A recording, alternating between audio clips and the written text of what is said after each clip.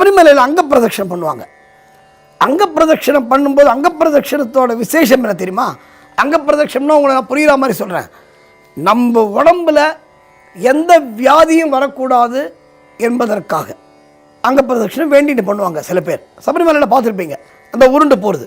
போய் நதியில் குளிச்சுட்டு ஃப்ரெஷ்ஷாக குளிச்சுட்டு அந்த ஈரத்துணியோட அங்க பிரதட்சணம் பண்ணணும்.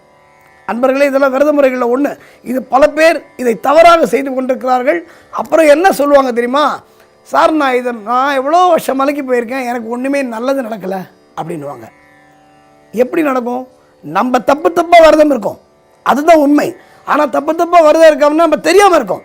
யாரோ சொல் பேச்சு கேட்டு யாரோ தவறான வழிகாட்டுதலின் பேரில் நம்ம தப்பாக விரதம் இருக்கோம். ஆனால் இது தப்புன்னு தெரிஞ்சால் நம்ம அதை பண்ணுவோமா? கண்டிப்பாக பண்ண மாட்டோம். இவங்க என்ன பண்ணுறாங்க, இந்த அங்க பிரதட்சணம் பண்ணும் பொழுது நம்ம உடம்புல எந்த வியாதியும் வரக்கூடாதுன்னு வேண்டிட்டு ஐயப்பனை அங்க பிரதட்சணம் செய்கிறோம்.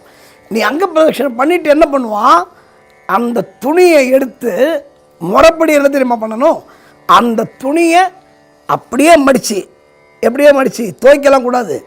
அந்த சுத்தினதுக்கு அப்புறம் வெள்ளம் வந்து கொடிமரத்துக்கிட்ட நமஸ்காரம் பண்ணிவிட்டு அந்த துணியை எடுத்து மடித்து அந்த மண்ணோட, அதுதான் விசேஷமே. அந்த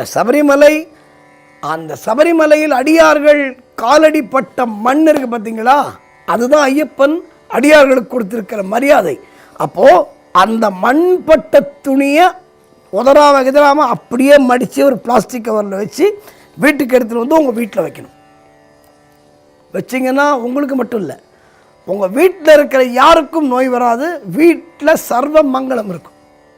அதுதான் சத்தியம். ஆனால் இவங்க என்ன பண்ணுறாங்க, சாமிமார்கள் தெரியாமல் ஒரு பெரிய தவறை செய்கிறார்கள். இந்த அங்க பிரதட்சணம் பண்ணிவிட்டு அந்த துணியை கையில் எடுத்துகிட்டு வந்து வர வழியில் மேலேருந்து கீழே இறங்கினோன்னா பம்பையில் விட்டுறாங்க.